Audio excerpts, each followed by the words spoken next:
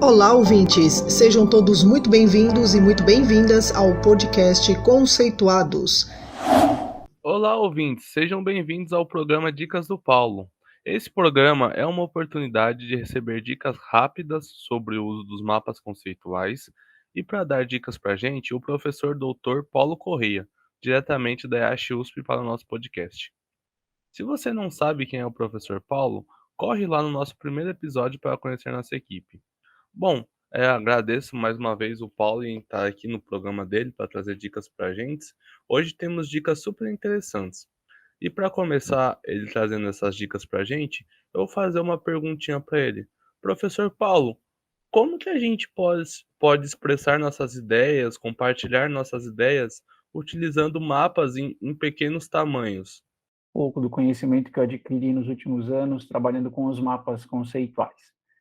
Então, queria também cumprimentar os nossos ouvintes e dizer que eu acho que o tamanho do mapa é sim muito importante, né? Porque se eu vou compartilhar alguma ideia com outras pessoas, eu necessariamente tenho que pensar naquilo que é o mais importante, naquilo que é mais relevante. E por isso, ao invés do que a gente geralmente acredita, que é fazer um mapa gigante com tudo aquilo que eu sei, né? Na verdade, é preferível você fazer um mapa mais sintético, mais enxuto, um mapa pequeno, menor, com aquilo que você julga ser fundamental. E é aqui que a gente se depara com um exercício muito interessante, que é o exercício de síntese, ou seja, eu tenho que dizer, com poucos conceitos e poucas proposições, exatamente a ideia que eu quero comunicar. Né? Então, o fato da gente ter que compartilhar ideia com outras pessoas, a gente tem que, no fundo, acabar se obrigando a ser sintético, a ser conciso.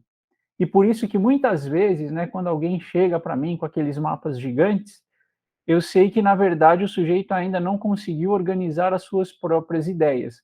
Então, se eu tiver que colaborar com ele, o meu primeiro passo vai ser ajudá-lo a organizar as ideias, para que a gente juntos identifique aquilo que é mais importante, para que aí finalmente eu consiga ajudá-lo.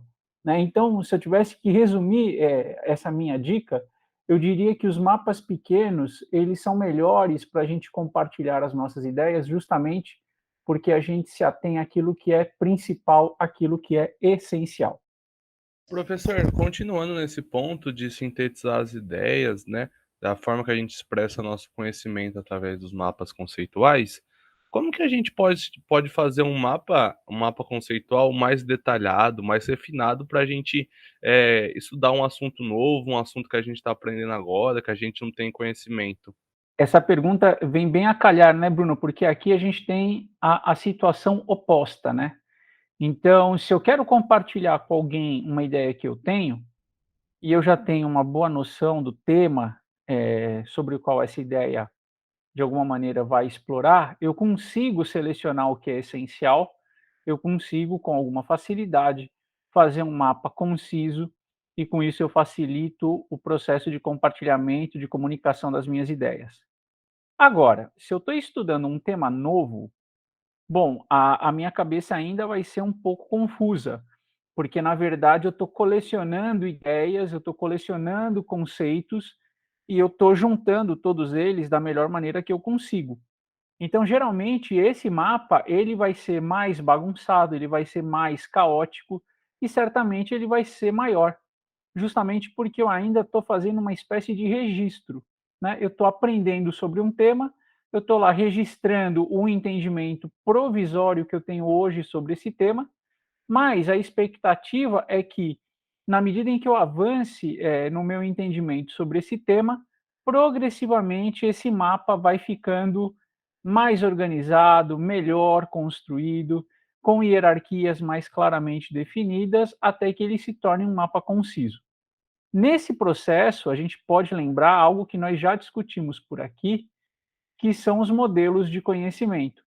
Então, geralmente, o mapa inicial, que vai ser bastante complexo, grande, bagunçado, ele pode, na verdade, ser transformado em vários mapas pequenos e concisos. E, de alguma maneira, esses mapas que são menores e melhor organizados, eles podem compor um modelo de conhecimento sobre o tema que eu estou estudando. Agora a gente tem que combinar uma coisa, né? Mesmo a gente aqui que trabalha já com mapa conceitual e sabe o que são os modelos de conhecimento, né, é muito difícil imaginar como vai ser o modelo de conhecimento de um tema que eu ainda não sei nada.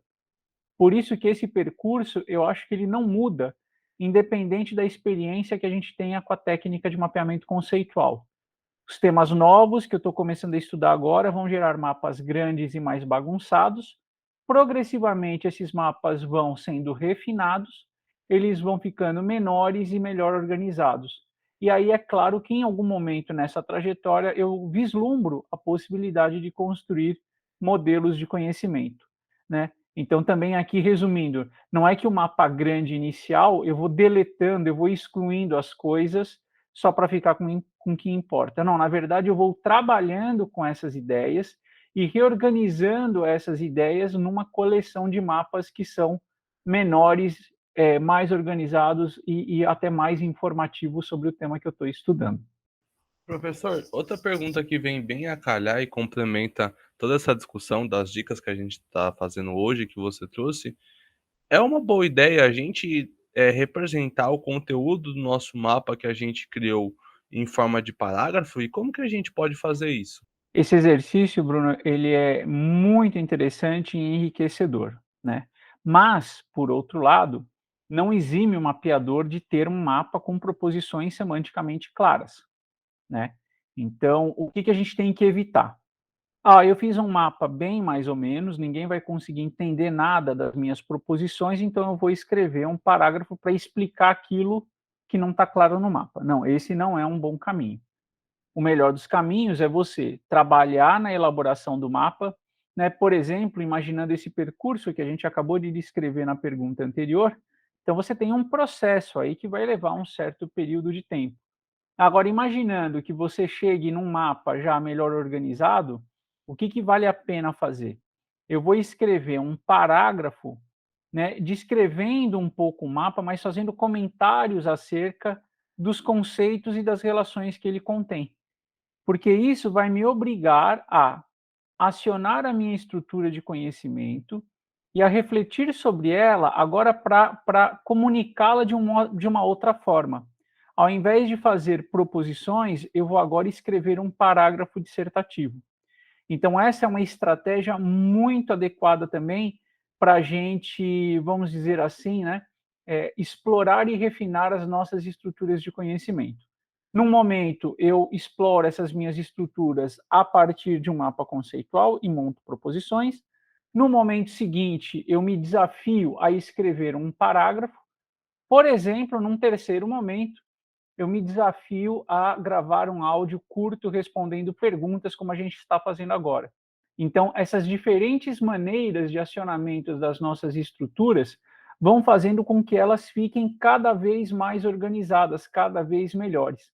Então, a ideia que está por trás dessa sugestão de se escrever um texto é a gente variar a forma de representar aquilo que eu sei.